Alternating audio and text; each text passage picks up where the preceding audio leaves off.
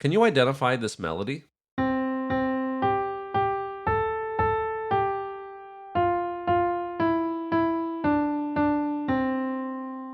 Of course, many of you probably recognize the melody as Twinkle Twinkle Little Star. If you've never heard the song before, welcome to Earth. Now here's the hard part. Can you identify this melody?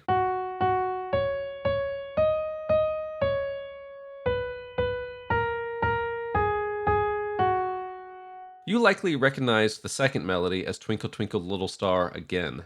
Most 4-year-olds could have passed this test. What if I told you that the two melodies you heard had 0 pitches in common? When I first played the melody, it was in the key of C major using these pitches. On the repeat, I moved everything to the key of F sharp major using these pitches. When you recognize a melody, the things your ears are latching onto is less the notes themselves and more the distance between the notes, otherwise known as intervals. If your ears can't recognize intervals, they wouldn't have been able to tell these two melodies apart. We are more surrounded by music than at any other point in history, and even the least practiced listeners are astounding at making sense of it all. Fine-tuning your ears through ear training is less a matter of starting from scratch and more a matter of adding vocabulary to the things we already intrinsically know. I'm going to run you through 5 exercises in increasing difficulty that test your basic ability to discern pitch. Full disclosure, I have 115 more of these exercises available as a one-time purchase on Patreon. If you're watching this video right now, they are 30% off as part of my New Ears resolution sale. Many of these exercises I'll eventually recycle here on YouTube for free, but Patreon has them organized so elegantly and comes with a checklist to track your progress. Okay, sales pitch over. For now. Lesson 1-1. I will play 2 pitches on the piano, and I want you to tell me if they're the same or different. Each example will be played 3 times, and then I'll speak the answer. I like to close my eyes and visualize these notes on a piano or guitar when I do this. It doesn't matter if I'm imagining the right keys, as I tend to imagine everything in my thinking keys of C or G. If you are using the on-screen visuals, the note displayed on the piano is the starting pitch. After the answer is spoken, I will reveal the second pitch and the sheet music. Because we are more focused on the sound of the music, being able to read sheet music is not essential to completing these exercises. Effective ear training is progressive ear training. If you think this exercise is too easy, that's good. It's that way on purpose. Each exercise in each lesson will get a little bit harder, and hopefully each leap in difficulty is small enough that you'll barely feel it in your musical muscles. Here's my advice. If you get every question right on your first try with hardly any effort, then move on with your life and don't worry about repeating it. If you find any of my exercises difficult whatsoever, repeat them every day or so until they get easier. I say every day or so because playing them 10 times in a row over your lunch break won't help you. The goal is long-term retention. Move on if something is hard, but remember to come back to it another day. Exercise 1-1. Same or different pitch. Piano only.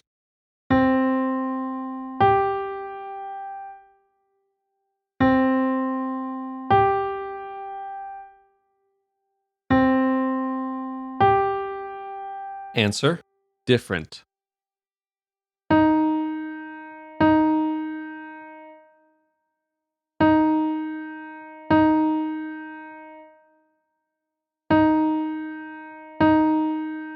Answer: same.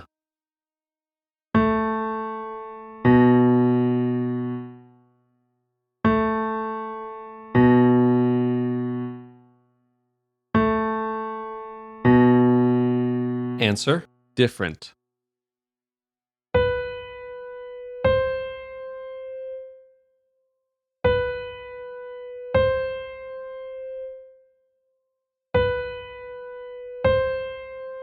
Answer: different.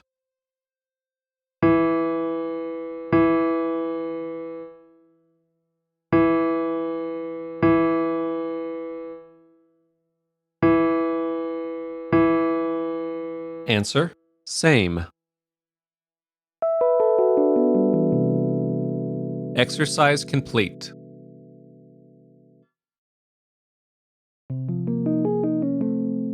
Lesson 1-2. If that last exercise was easy, allow yourself 2 seconds of celebration. 1, 2, yay! If it was impossibly difficult, then I do have some concerns. A lot of people joke about being tone deaf, but being clinically tone deaf is different than saying, I'm not a good singer, or I'm not musically inclined. There is a real condition known as amusia that affects your ability to process pitch and musical memory, but it's fairly rare. If you got more than half of the answers right on the previous exercise and you weren't just totally guessing, you probably don't have anything to worry about. I've had hundreds of students over the years, and even those students with the least musical aptitude were able to make improvements with practice. So now that you're either thoroughly relieved or thoroughly concerned, let's move on. For this next exercise, each pitch will now be played by a different instrument. You tell me if the pitch is the same or different.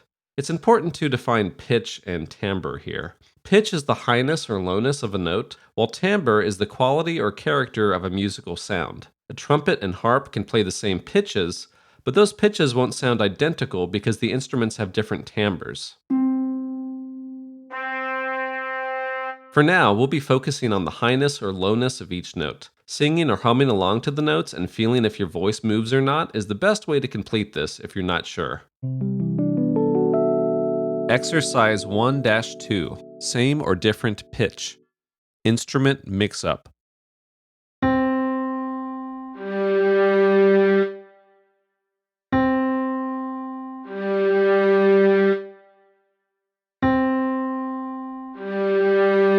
Answer: different.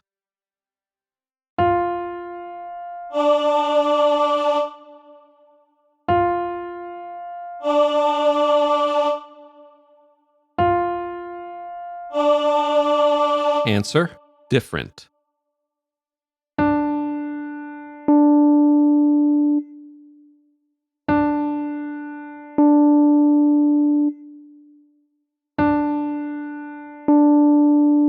Answer: same.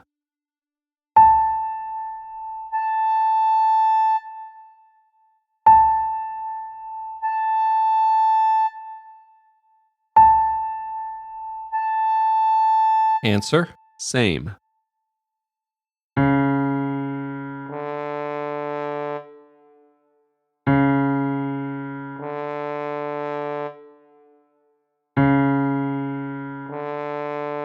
Answer: different. Exercise complete.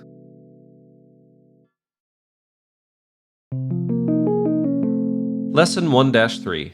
I will play two pitches on a variety of instruments. If the pitches are different, here's the question. Does the second note move up to a higher pitch or down to a lower pitch? The further apart the pitches are, the easier it is to tell which direction they're moving in. When the pitches get closer together, such as a white key on the piano moving to a neighboring black key, you might have to listen a tiny bit closer to tell which direction they're moving. Remember that low and down are not necessarily the same thing, as well as high and up. Low notes can move up, high notes can move down.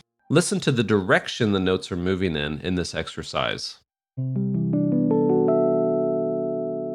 Exercise 1-3. Up, down, or same.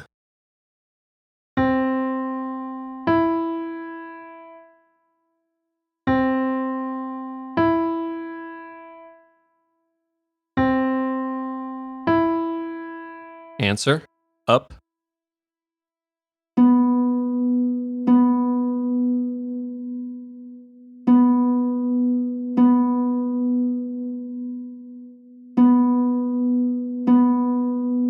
Answer: same.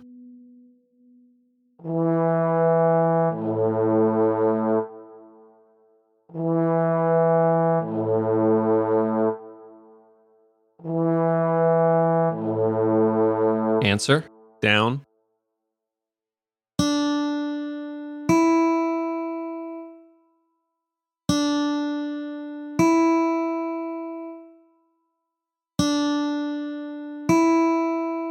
Answer: up.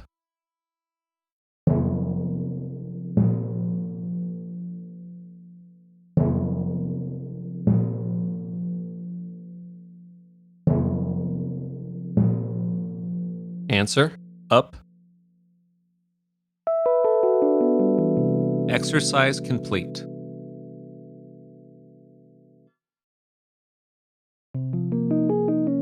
Lesson 1-4.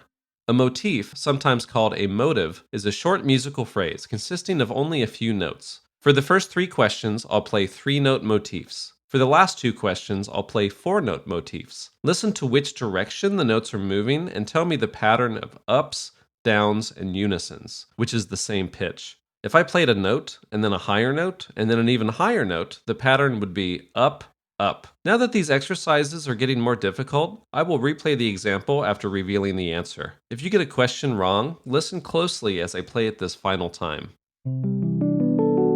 Exercise 1-4. Up, down, or same motifs.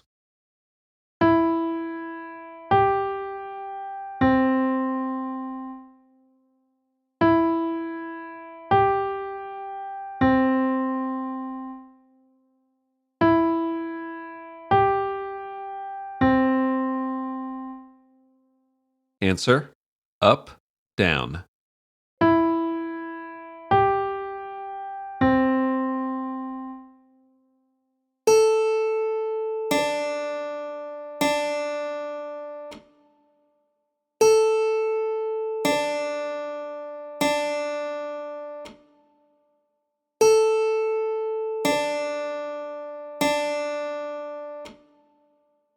Answer: down, same.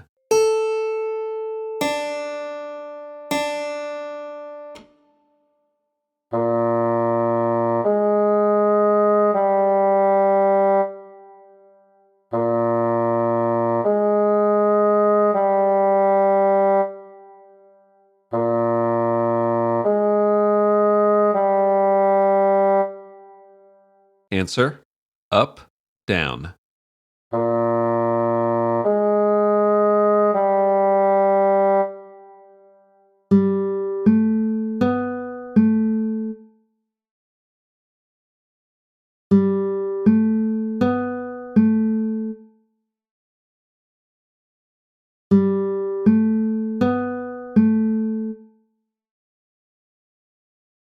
Answer: up, up, down.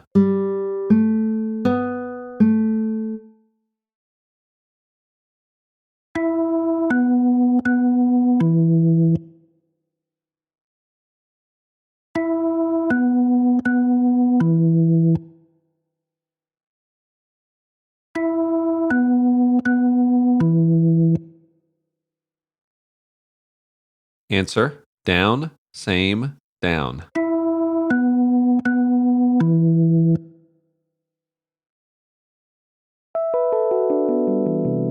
Exercise complete.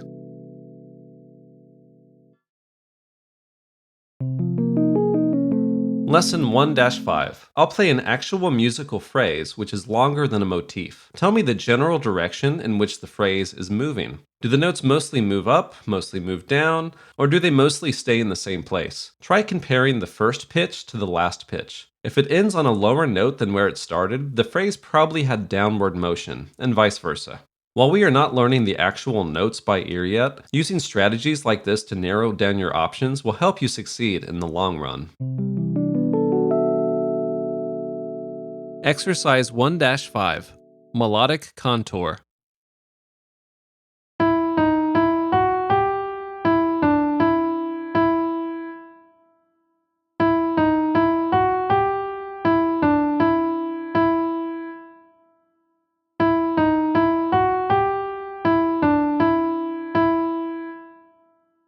Answer: narrow range.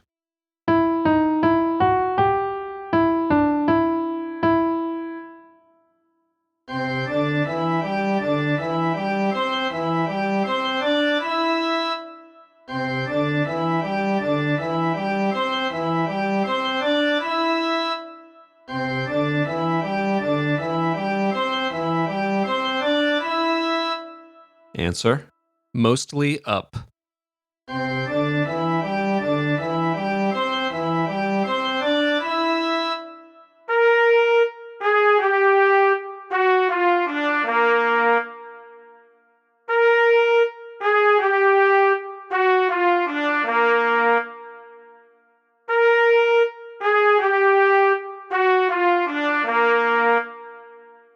Answer: Mostly down.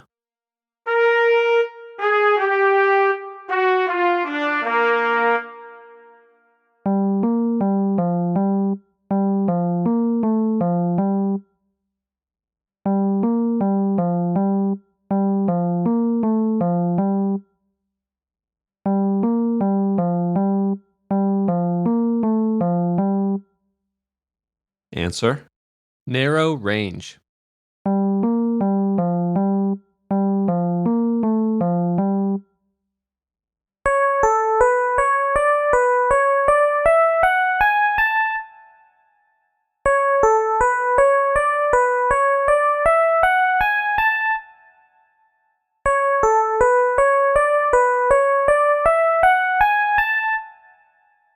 Answer: mostly up.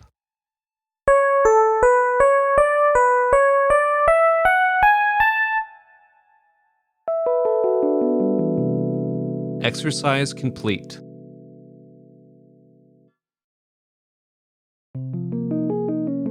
Bonus exercise.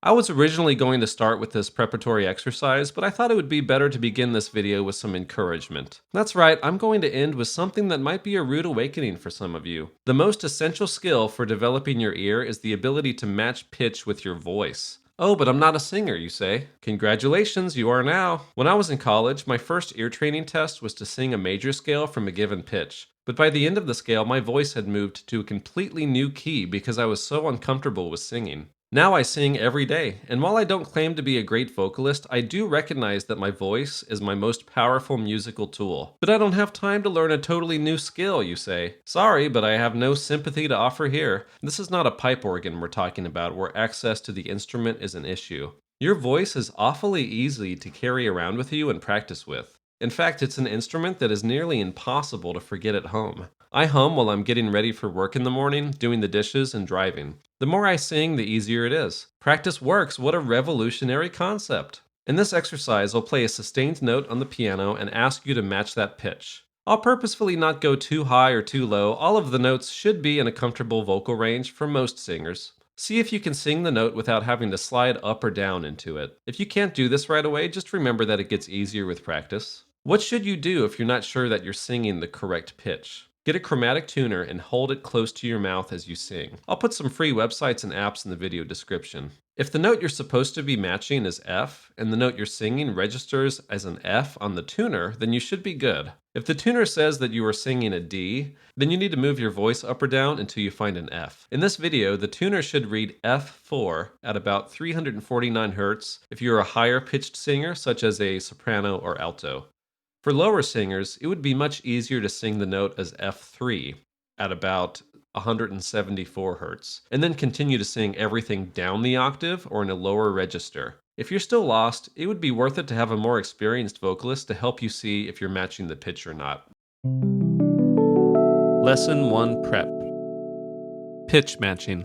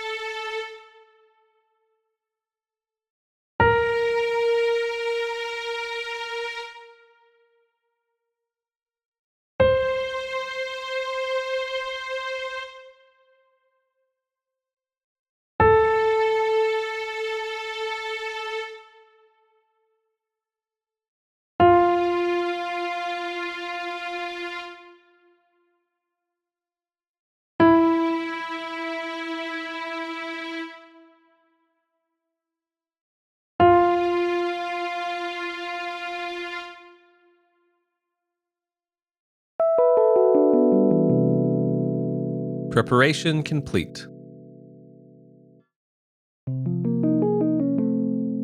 So how are you feeling? Did these exercises instill confidence in you, or is your career as a musician over thanks to me? Let me know in the comments. If you're feeling generous, tell your friends about my channel to help me reach my goal of 100,000 subscribers in 2025, and the entire world's population by 2030, which is when I will use my power to overthrow the planet's governments and replace them with an oral skills-based meritocracy, with me as the grand leader.